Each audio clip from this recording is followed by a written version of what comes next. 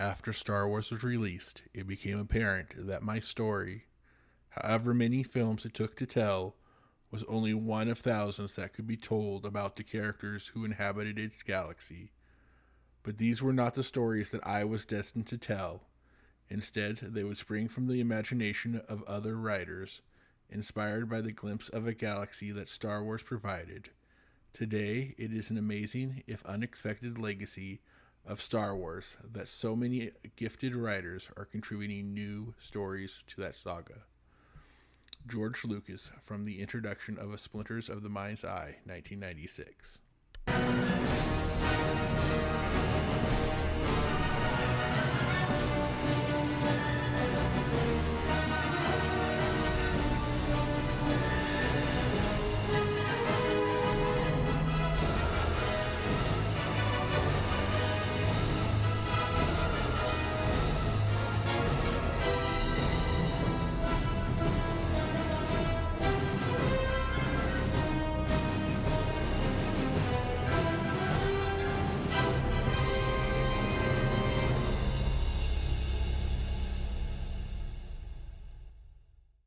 Hello there, I'm Rockwell, and this is the Skywalker Files from a certain point of view. Your guide to the wild, weird, and occasionally wonderful world of Star Wars books. Specifically, the ones that don't count anymore. Not because they were bad, though some certainly were, but because someone at Disney decided 30 years of Star Wars stories needed to go in a nice little box labeled Legends. Today, we're going to dive into the birth, rise, and noble decanonization of the Star Wars Expanded Universe, also known as the EU. If you're new here, don't worry, you don't need to know a single thing about galactic politics, hyperspace lanes, or why it was once perfectly acceptable for Luke Skywalker to fall in love with a force wielding assassin. All will be explained, sort of. By the end of this episode, you'll understand how the EU kept the spirit of Star Wars alive through droughts, reboots, and the occasional literary war crime. You'll learn why some fans still mourn its loss and others quietly collect the paperbacks like sacred Jedi texts. So grab a cup of caf, get comfortable, and let's go back in time before Disney Plus, before the Clone Wars, and before midi-chlorians or even a glimmer in George's eye. Roger, Roger. Let's begin with a question. What exactly is the expanded universe? The short answer?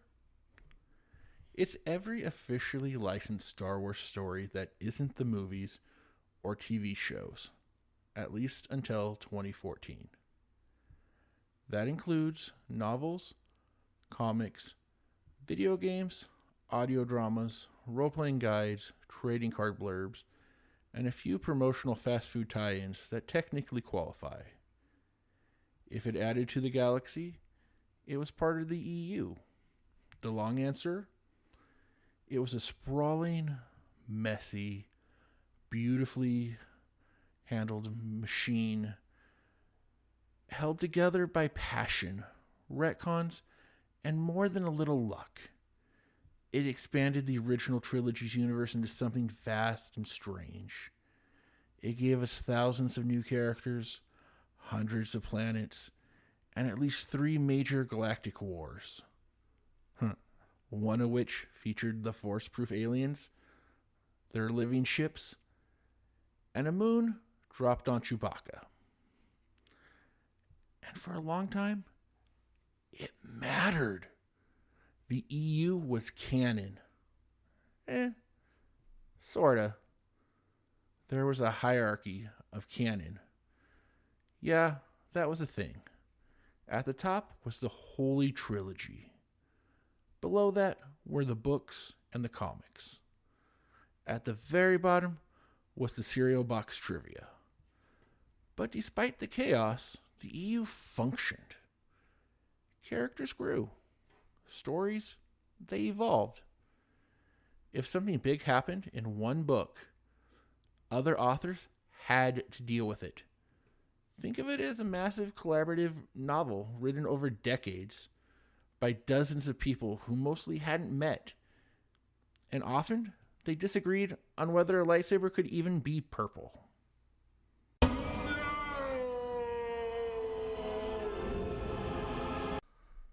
So, where does the EU actually start? Well, our tale begins in 1978 with Splinter of the Mind's Eye. It was written by Alan Dean Foster, and it was meant to be a low budget sequel to A New Hope. You know, just in case the movie flopped. Spoiler alert, it didn't. But the book came out anyway, and it's odd. The premise? Luke and Leia crash land on a foggy jungle planet called Mimbian. They're there searching for a Force artifact known as the Kyber Crystal. Not to be confused with Kyber crystals, which power lightsabers and definitely weren't a thing yet. Splinter is a strange beast. It has no Han Solo because Harrison Ford hadn't yet signed on for the sequels. And it features a duel with Darth Vader, which, if you've seen Empire Strikes Back, raises a few eyebrows. And yes, there's a bit of a romantic tension between Luke and Leia. Nothing graphic, because this is still PG, but it's there, and it has not aged well. Still, Splinter set the tone for the EU. It was bold, experimental, and only loosely connected to whatever Lucasfilm was planning next. Continuity? That was future Lucasfilm's problem. While Splinter gave us the first novel, Marvel Comics, they gave us the first unhinged detour. These were loud, colorful, and deeply weird comics. Luke fought dragons. Han teamed up with a 6-foot green furred rabbit named Jackson. And the Jedis wore cowboy hats. It was Star Wars through the lens of Saturday morning cartoons. And while not always good, it was enthusiastic because they couldn't use major story beats from the upcoming films, because they weren't written yet. Marvel writers made things up, and they made up a lot. To their credit, they kept the franchise alive during a time when there were no new movies for years. But creatively, well, let's just say the Force wasn't always strong with this one. Then came the 80s. It was a time of silence. There wasn't a lot of books. There was the Han Solo adventures, the Lando Calrissian adventures. Both were delightfully pulpy. Han smuggled illegal goods through forbidden space. Han played intergalactic poker with sentient supercomputers. But there was no roadmap, no structure. Star Wars publishing was like the galaxy post-Empire. Lawless. It seemed like Star Wars was finished. The story was over. Han got the girl. The Emperor exploded. Everyone partied with the Ewoks. Yay! What more could there possibly be? But in the publishing world, there were whispers, murmurs, a hunger for more content. And in 1991, that hunger turned into a full-blown publishing phenomenon. What was that again? 1991 was a pivotal year for Star Wars literature. Timothy Zahn released Heir to the Empire, a novel that not only revitalized the franchise, but officially launched what we now affectionately call the expanded universe. Set 5 years after the climatic events of Return of the Jedi, the New Republic is still struggling to bring order to a fractured galaxy. The Empire, though weakened, is far from vanquished. Enter Grand Admiral Thrawn, a master strategist, whose blue skin and piercing red eyes are as iconic as his unparalleled tactical genius. Thrawn's approach to warfare was unique. He studied the art, the culture, and the philosophy of his enemies to anticipate their moves, making him a foe few could outmaneuver. Zahn's narrative offered more than just a formidable villain. It introduced readers to a richly detailed galaxy teeming with life and conflict. We met Mara Jade, the former assassin of the Emperor, who's known as the Emperor's Hand, with a complex past and destiny intertwined with Luke Skywalker's. Talon Card, a suave and principled smuggler who brought a fresh dynamic to a spacefaring rogue of the saga. And then there was the Yazanri, a peculiar creature capable of creating bubbles that nullified the Force. I mean, that added a twist to this mystical lore. Heir to the Empire was an instant hit, quickly climbing the bestseller list and reigniting fans' passion for Star Wars storytelling. The success of the books sparked a trilogy, which in turn unleashed a flood of novels over the ensuing years. Bantam, the publishing powerhouse behind the Renaissance, realized that this was just the beginning, and they released dozens of works, expanding the galaxy's lore. Some of them were epic in scope. Others ventured on the downright bizarre, but all were embraced as part of the official canon. Well, more or less. I find your lack of faith disturbing. This period is often hailed as a wild, wonderful, and sometimes wonderfully wild golden age of Star Wars paperbacks. We would see some of the most entertaining Star Wars books come out of this era. Kevin J. Anderson's Jedi Academy trilogy introduced us to Luke Skywalker's Jedi Academy on Yavin 4 with the first generation of apprentices. Most of those students would survive their training, while some would meet untimely ends. Among them was Kip Duran, a Force prodigy who, in a fit of fury, destroys an entire star system using, of all things, a Death Star. His reckless actions earn him a stern rebuke and a slap on the wrist, and this book series just highlights the dangers of power unchecked. Then we had the courtship of Princess Leia, which that tackled the age-old question of why did Leia choose the charming, scruffy Han Solo over a prince who commanded an impressive fleet of 63 battle cruisers.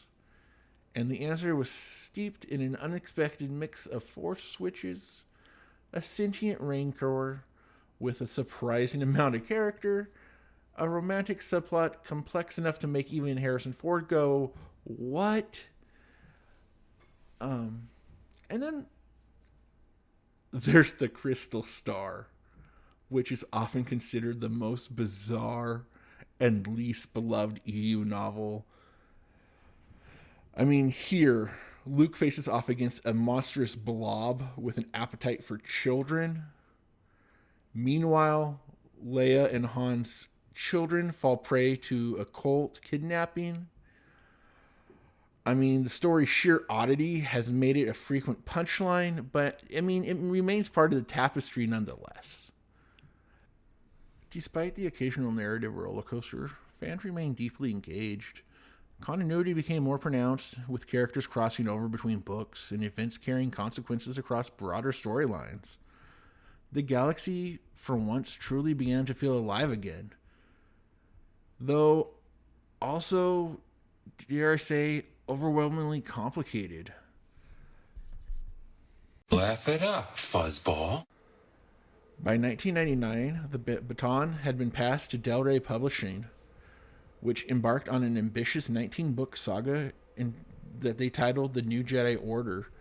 This series was designed to bring a darker, more mature tone to the expanded universe. The antagonists of that were the Yuzon Vong. They were a terrifying alien species from beyond the known galaxy. Their living biotechnology was immune to the Force, turning the Jedi's abilities from an asset into a liability. They devastated planets, sowed chaos, and they inflicted psychological trauma on the New Republic's inhabitants. And then, in a moment that left the fandom gasping, they killed Chewbacca with a literal moon. Yes, a moon. The beloved Wookiee's death came beneath the crushing weight of a moon saving Anakin Solo. Yes, Anakin Solo, the third child of Han and Leia. And it was one of the darkest moments in the EU history. This series was divisive. While some fans appreciated the gritty, serialized storytelling, others longed for the lighthearted escapades of rogue Jedi and charming smugglers.